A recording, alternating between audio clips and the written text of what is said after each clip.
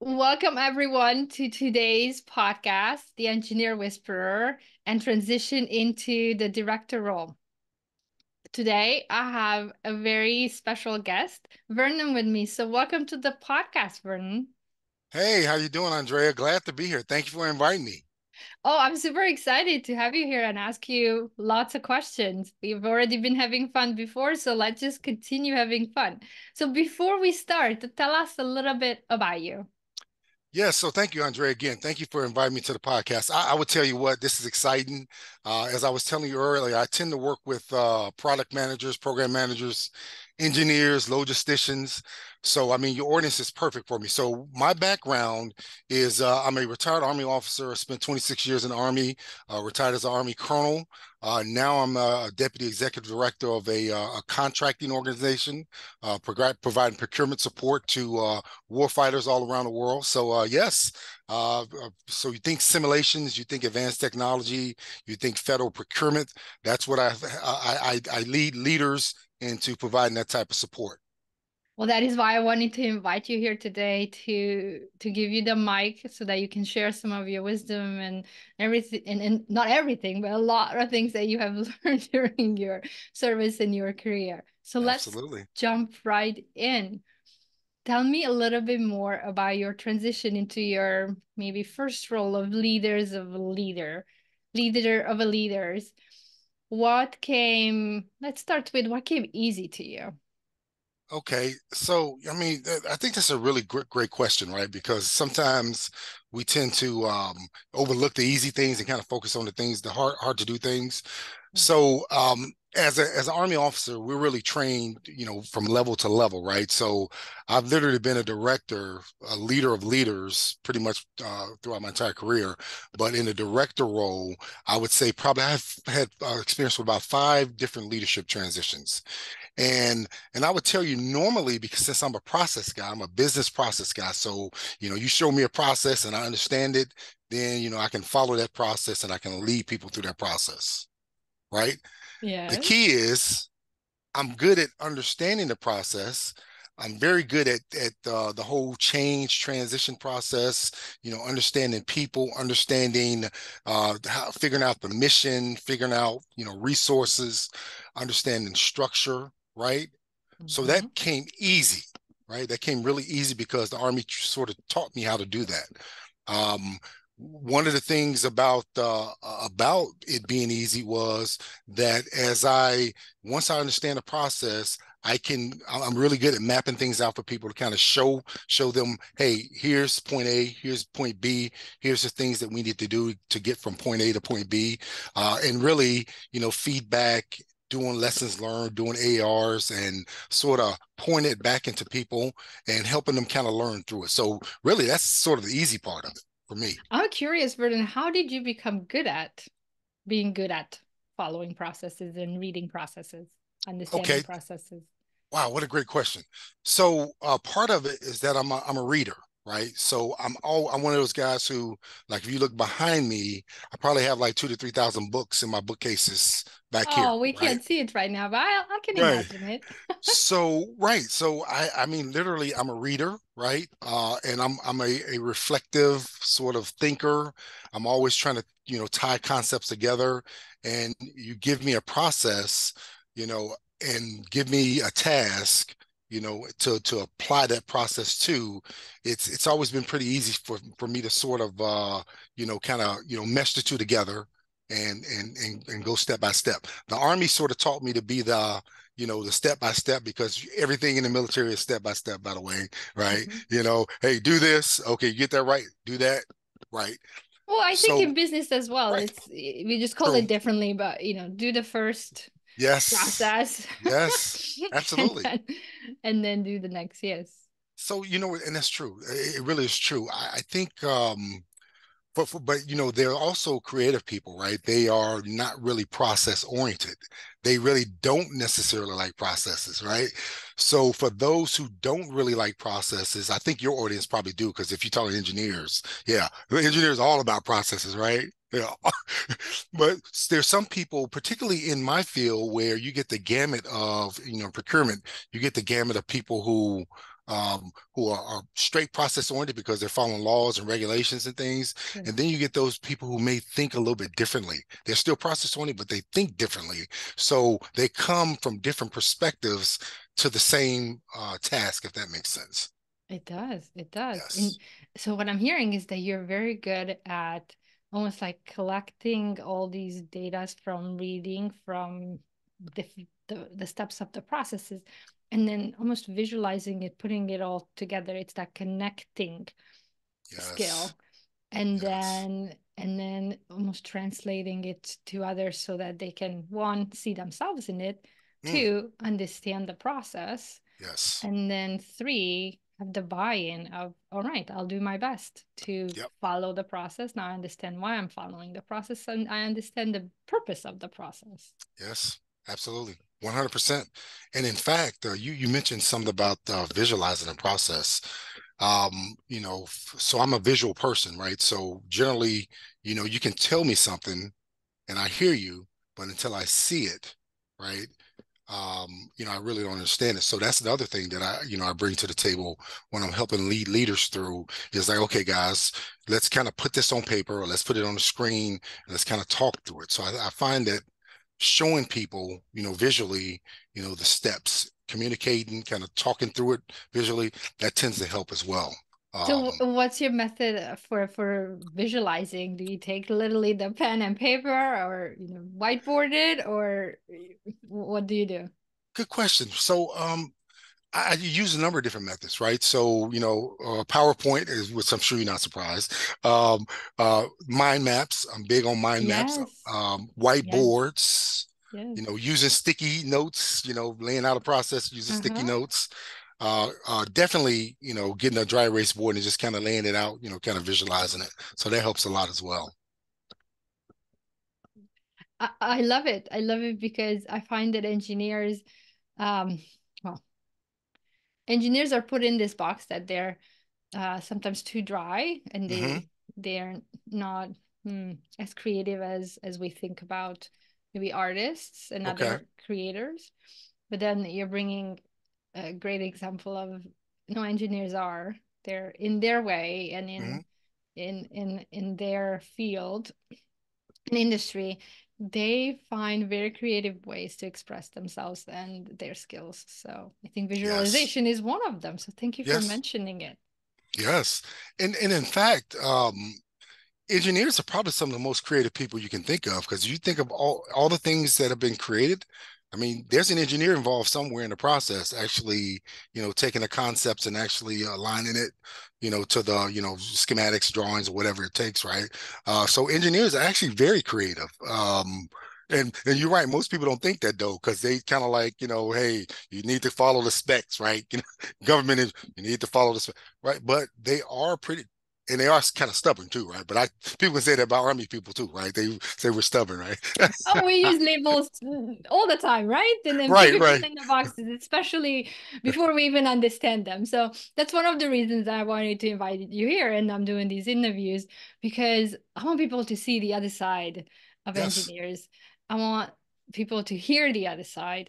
And you're doing a great job so far. So Thank you. Hey, so you'd be interesting, Andrea, if we can get some of the engineers I dealt with in the past, right? Because we tend to, you think about engineers, they tend to be on the requirement developer side, and the contracting people, they're on the contracting procurement side. So yes, there tends to be some friction there, right? yes. But ultimately, you have to sort of, take what the requirement developers have developed and, get it out to contractors and get it out into the world as a solution for warfighters, right? So it's actually pretty interesting to mesh up between those elements. Wow. Yeah, let's take that offline. Let's see who we can invite in. And I mean, breaking down, I think, barriers and breaking down the people's perception of others, and especially those that you work with and you are supposed to collaborate with and build Hmm. something with, Hmm. build value. I think that's one of them. the most amazing impacts that someone can do, and you can do that at every level. So That's yes, we'll true. take that offline and see what we can come up with, Vernon. But let's circle back to you. Okay. So tell me something that was challenging in your transition to become a leader of leaders. So I would tell you that challenging for me, um, implementing change, right? So, having the idea of change and, kind of thinking through it is different than actually implementing, actually going through the process of actually making change happen. And especially when you're talking about a transition, because, if you think about it, at every level, every time you go into a different level, it's first of all, it's a change management process that has to go on. That's the first thing. But secondly, now, even if you're a new leader at a different level in the same organization, people have a different expectation for you. So you really have to kind of go through this thing of they may know you, but they don't know you in this new role, right? Yeah. So what I found is that even as a known leader, old habits die hard. People are sometimes, including myself, right? We are so wedded to the way we've done things in the past. The whole not invented here syndrome, Yeah. where, okay, I've done it this way, I've been successful doing this particular thing. Well, Yeah. okay, that's great, but the way you do it, how you do it, is that going to be applicable and is it going to be workable in this new role that you're operating? And that's what I find really challenging, is to really get people to see that, okay, that's great, but in this new environment, in this new time that we're operating in with this new challenge, old way of doing things may not be the necessarily way to go, right? Maybe we need to relook or do something different to get to a either the same result or a different result at the end state. So Vernon, how did you do that yourself for Okay, yourself? okay, What mindset shift? What did you have had to adapt to, or new thoughts? right. Um, So for me, one of the things that and this is where I come upon the reading thing, right? Um, and I'll just kind of go a little bit of background on me. I One of my defining moments was when I was a young kid, right, growing up in Chicago. My grandmother was one of those type people. She was a school teacher, so every time I come home, she'd be like, "Hey, come in and do your lessons." So while all the other kids out there, playing, I'm sitting here doing, yeah. reading, science, all that kind of stuff, right? But what it did, it instilled a love of reading for me, right? So what I firmly believe is that there is in a book somewhere is some knowledge that you need as a leader that'll Um, help you address a problem that you may have at this present moment, right? So going back to the question, what do I do? If I run into a problem that I haven't faced before, somebody's faced that problem. So I'll literally go searching for a book or article, something that'll help me see it in a different perspective, that whole change, see it in a different perspective, and then I'll try to take it and put it into, you know, uh, put it so it applies to me and the challenges I'm facing. So I'll sort of rework it. So, okay, this applies, this doesn't, this applies, and then yeah. I'll apply it to it. And then as we move forward, implement the change, we'll adjust, right? And then we'll learn new things, of course, iterate, learn new things, and go from there. But the knowledge that's already out there, we don't have to make a lot of stuff up because somebody's already done it. Now, you're going to bring a different, see, my perspective is going to be different than yours. You may read this, we may read the same thing, but we're going to pull away different things from what we read. Yeah. So it still may be a creative solution, creative end state, but because we're all approaching it differently, right? But it's still giving you a framework in which to approach the problem or the change. Yeah, I love it because you know, most of the people are afraid of starting because they don't know. Mm-hmm. They are afraid of that. I don't know what I don't know. I don't The Yes. unknown. So what I love in what you're sharing is that, and maybe, let's give some credit to your grandma and hard work to you, is the growth of that curiosity that Mm. I mean, when you said the answer is out there, so it's really Yes. just me being curious, going and finding the book. Oh, It's in, yes. in one of the books. So when you have that mindset, it's like, okay, so one, I'm not lost. Two, Yes. it's already out there. It's just my skill of finding it. And Yep. then over years, I mean, you said you read thousands of books. I'm sure you're mastered the skill of going through and having that critical eye to, okay, I'm reading Mm, this. Okay, this is, yeah, this doesn't apply. Okay, next, next, next. So yes. it's it's that curiosity with the critical mindset of Mm, what applies to me. I can read a lot of things, but not everything applies to me, and not yes. right now. Mm, So it's almost like you know what you're looking for, but you don't know really what you're looking for. But once you find it, mm, then you know, because you have this openness and hunger yes. for the knowledge, Mm, and you are letting go of all the expectations of what it should be, could be. hmm. I love that. That is so powerful. But you said a few things, Andrea, that curiosity, and you talked about curiosity, and you talked about letting go of the need to be right and looking for a certain answer. Mhm. You just encapsulated exactly what I think the mindset is: being curious and being willing to explore and being okay with the fact that you may not know. It's okay, Yes, right? You know, yes. the, going back to one of the things you said, leaders tend to in this transition process, a lot of times people expect you to know, right? Oh, But you yes. build more credibility when you can admit that you don't know, right? And you, first of all, you're willing to engage them. Hey guys, how should we approach this? Or, all right, well, let's put a pin in that. We can figure we can get to that later. Let's not let that hold us up. Yeah. Let's put a pin in that and let's figure this out. Then we can kind of work our way to addressing that in the future. So I mean, that's the two things: exploring, being curious, and being willing to not know something and going to figure it out. Well, it sounds like that you mastered that process. Still a work in progress. Still a work in progress, right? Right, right, right. Yes. Right, right, Let's bring that humbleness in there. right, right, right. Yes, yes. Absolutely. So, Vernon, was there something that surprised you? I'm curious, if anything, in your many transitions at the different levels of leadership. You know, and even the transition I'm going through right now, I've always been amazed at how much communication has to go on, right? You know, one of the things we talk about in the Army is that you always communicate up to your superiors, your bosses and leaders, and you're communicating sideways to your peers, and then you're communicating down to your employees, your subordinates, you know, the people that you support, things like that. But I would tell you that the more I do this, the more I realize that it's really all about communication.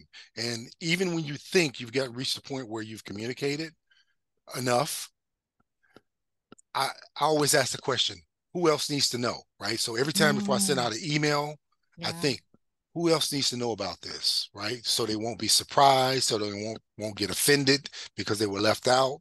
yeah, Or there's some bit of information that they may need to continue doing something to support the change or the transition, right? So that's a key yeah. question for your audience. Who else needs to know about this change or transition that we're doing? Who else do I need to communicate with, right? So we can make this thing work as it should. And So Vernon, communication. how do you find out who else when you don't know who else?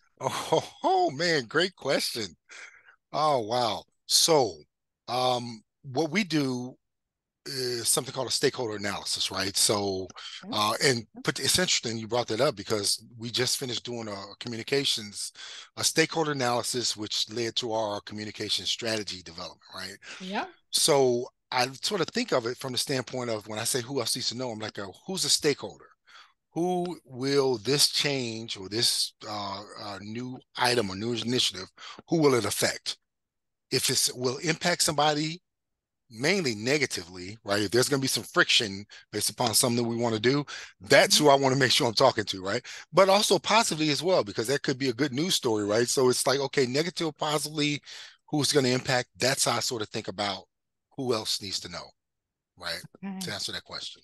I love it. You bring in that friction, and I was just listening uh to something earlier this morning that uh yeah, friction is important in business, in our lives. Without it, even though we wish we wouldn't have it, but Right. without it, there without it, we our life would be so boring. So True. it's not that we don't want it. It has a great use. I mean, it Right. has a great use. We're talking about engineers. We know engineers know that there's a great use for friction Right. Right. in science and Right. in nature. So True. it's useful, it's Right. needed, it's how we humans figure Mm, it out so that it will benefit us, so that it will bring value, so that it will create impact, the impact that yes. we want to create as leaders.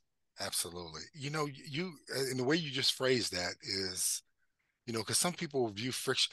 For sometimes friction is negative, right? But in order for us to improve, there has to be some friction. We don't improve even when you're talking about lifting weights. The friction against you and that weight and your muscle and that weight causes your muscles to grow, right? Yeah. Um, so sometimes friction is necessary. Oh man. Well, if you want to grow again, right? Someone Right, would argue, right. well, I don't want to grow. But today Oh, we're talking about those oh, people, and my audience is those oh. people who want to grow. Yes, Because you can yes, have the fixed mindset that, yes. oh, I've tried this and it never worked, so I won't try again. Or, I grew up like this in this environment and under these circumstances, Yep. and I don't know, that is not for me because Mm, so we can have that fixed mindset where I don't accept growth. mm, I yes. already counted myself out before any chance somebody could talk me into it.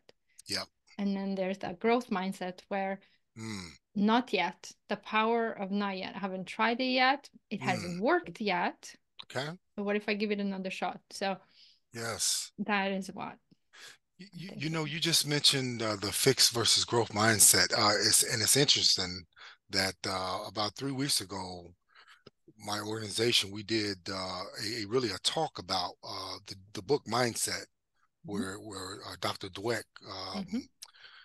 talked about the fixed versus growth. I mean, it's such a powerful concept, and what how you just framed it. Yeah, you can stay, just where you are, and that's okay, right? Yeah. It's okay. Nothing wrong with being fixed, right? However, if you know that there's like the curiosity and the growth you talked about, there's something else out there. There's something else for you to learn. There's something else for you to do, for you keep going, particularly in transition, because Mm. there's always going to be something that you're going to have to learn and, oh, that you didn't account for. And now you have to figure out how to weave that into the plan, right? Yes. Because no transition is ever perfect, right? And almost no transition is actually ever done because things are always changing, right? Yes, that is why I'm taking the time because in my point of view, it's the mindset that is the one that grows. You change your Yes. mindset, you change your perspective, you bring Mm, new perspectives and allow yourself to think differently versus, oh, okay, well, this will happen to me anyway, and I'll just follow the plan. right. And, and then I'll be mad if the plan doesn't work out. Hmm. That is so true. And you just said something, Andrea, that you're talking about the challenges, right? You asked me earlier about challenging. One of the reasons that we put that it was a lunchtime discussion where it brought the number of our folks in. It was Mhm, voluntary, mhm, mhm. but really what I wanted them to address, I want them to think about, the decision they're making. Are they making the decision to stay fixed and not even thinking about it? Yes. Or they're not making a decision to grow because they're like, okay, I'm good where I am and I just want to stay here. So I wanted to have a conscious decision about, like, that Yeah. concept, but also, okay, is it because you're afraid to take the next step to grow? Is it because you're fearful? What let's have a conversation and get some really great feedback about how we show up as leaders, how, our employees show up to do the job and what our expectations are. I mean, it was just a fascinating conversation. It really was. Oh, well, Yeah. says a lot about your leadership that you brought that topic in to your team. So Yes, I ma'am. want to I want to applaud you Thank for you. that. Yes. Appreciate it. creating awareness around the decisions that we are making consciously or subconsciously. Yes. Right. Even just having the discussion, because a lot of times we don't even talk about it, right? So it becomes sort of autopilot. We just kind of fall into it, and then you get down the road and you're like, hold on, how did I get here? Or if you weren't conscious about it, you know exactly how you got there because you weren't conscious, you weren't intentional about taking the steps to grow, right? So, Vernon, is this something that you do where you, as a leader, you create space for your Hmm. team and other leaders to have the time and the space to think about it, to Hmm. stop for a minute, pause, and reflect? You know what, Andrea? I would say that I'm becoming more conscious about it now. I would say I assumed everybody was already doing it, right? But then I realized that, as leaders, if we're not intentional about giving that space that you're talking about, if you're not intentional about it, then you can't assume that everybody's doing it. And then, oh, by the way, you can't assume that people are actually growing unless you're giving them time, resources, space to do that. But then, how are you assessing it? How do you know that it's actually happening, right? So when I start asking myself that question, I had to say, hey, I don't know because everybody's not like me, right? I'm not anything special, but I do know that I'm, like you talked about, the curiosity, the exploration. I Yes. do know that I'm always trying to learn, always trying to Yes. expose myself to different things, right? Now, is it fair to me to assume everybody else is doing that? Probably, right? Probably is. However, I also have an expectation for my people to continue to learn, grow, advance, and to grow within their career field and the jobs that they're in.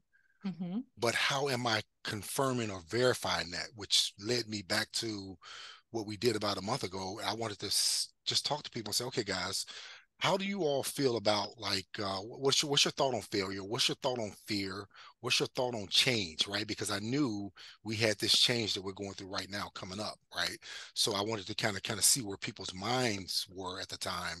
And what I realized, there was a lot of anxiety, there's a lot of fear, but nobody's saying it, right? Oh, yeah. So unless we as leaders give space for people to actually open up and kind of talk about it in a, by the way, a non-attribution, non-threatening environment, Yes. even though I'm sitting there, I'm like, hey guys, this we're just having a discussion, right? Yes. Just to bring down the temperature a little bit. So yeah, Yes. Yes. Yes. I think it's amazing that you have that awareness that even though people are not talking about it, they're feeling it. It's yes, everybody's feeling it. If you're feeling it, they're feeling absolutely, it. So, right, eh, right, as you said, we're not special in that way. We all have feelings. absolutely. And if it shows up in you, then it's very likely it showed up in somebody else. That's right. So having the courage to create that space and invite Mm, people in it is, I think, one of what I'm hearing, one of your leadership traits that yes, you're practicing. absolutely. Well, Vernon, we're coming, time just flies when we I, have I, fun. So we're coming to the closing. So I wanted to okay. give you a few more minutes to tell us what transition you're going through right now. Okay. No, great question. And I think this is a interesting transition for me. It kind of goes back to what I was saying earlier about you can be in an organization. In fact, I've done two transitions in organization. I went from one role to number two. Now I'm going from number two to number one, right? Mm-hmm. So now people knew me in a leadership role at one level. Then they know me now in the role I'm in now as the number two. Now they're going to see a different role or a different way I show up as a leader as number one. And then I will tell you that I look at it, it's almost like the transition I'm going through right now is almost like, that whole proverbial metaphor where you're talking about flying the plane. So Yes. now we're, I feel like I'm flying the plane, I'm trying to refuel the plane, and then I'm trying to turn the plane around.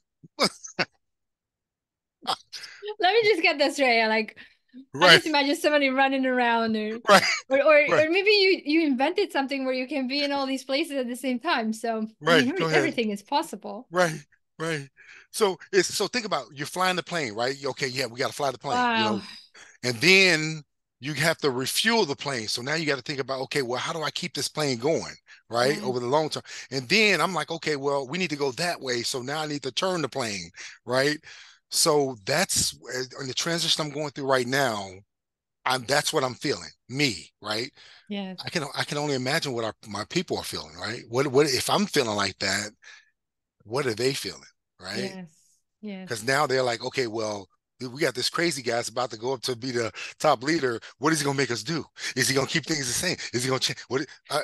Right, Am I still on the plane? right, Some of them gonna probably like right, kind of right, think, right, am I still on the plane? right. Do I Is still he have a gonna seat? is he gonna kick me off the plane? Right? No, right. Um, I'm joking about it, right? But I don't doubt people are probably thinking, okay, man, what's about to change? Is he gonna give us parachutes and have us jump Yes. off the plane right in route? Yes. Well, and curiosity. So let me circle it back to Okay. what you have, you're gonna give it. What you don't have, you can give it. So, Vernon, what I'm hearing, your curiosity that has Mm, served you for years now. So, your mm, curiosity in just expressing the visual of the plane of okay, what's next? hmm. Eh, How you gonna be curious about figuring that out? Yes. Is you're gonna role model it to the rest of the organization of how Mm, they gonna figure it out. mm, And yes. I have to be honest, I have this gut feeling that just after this short conversation with you, I think you're gonna be all right. The Mm, plane, the plane is gonna be refueled, go yes. straight, and at some point it's gonna find a new way Yes. because Thank you. you're gonna figure it out Mm, with books, with people. yes. You're not afraid to find the answers, and Mm, then you're not afraid to choose the right answer that is the right one for you, for your leadership, and for your organization. yes. Appreciate that. Well, you know what? I want to give you the mic to close us out. What do you want to Okay. leave us with? So first of all, let me just say thank you for inviting me on the podcast. I would tell you that the open-ended nature of it was refreshing, but it was also you like you talking about that curiosity. I'm like, okay, well, how will this be? But then I thought, okay, this is perfect, right? So I appreciate you inviting me on the podcast. And what I will leave, hopefully, I'll leave your audience with, is that first of all, I'll piggyback on what you said, the curiosity, being willing to explore. Obviously, you're going to feel the fear, but just like one of the authors said, feel the fear and do it anyway. Yeah. Related to transition, really communicating and really asking that question, who else needs to know, right? To help reduce the friction, to give people the calmness and their assuredness that you're on the right track. And then the last thing I would say is part of this whole transition thing is really understanding the process of change. So there's so many change processes out there. I mean, you can name, but the Yeah. key is really choose one and really get into it, understand how it applies to your organization, and then move smartly to try to figure out how you lead your organization through it. Because bottom line, I will say this as a last note, that communication literally is the key that'll take you from start to finish, regardless of what it is that you're doing, particularly when you're talking about leading leaders of leaders, or organizations. Communicating what you're trying to do, what your vision is, and where you're trying to take the organization and the people. And for the most part, they'll follow. Now, that don't mean you're not going to have problems, but at minimum, you'll be able to say, okay, yep, guys, this is what's going on, and this is what we're going to do about it. So again, Andrea, thank you. I appreciate it. I love that from start to finish. That is such an, I want to say, underrated concept. We can start, we don't finish. So from start to finish, communication and leadership. I'm taking Yes. so much away, Vernon. So thank you very much for your time. I Yes. so appreciate it. Thank you. Thank you. Thank you.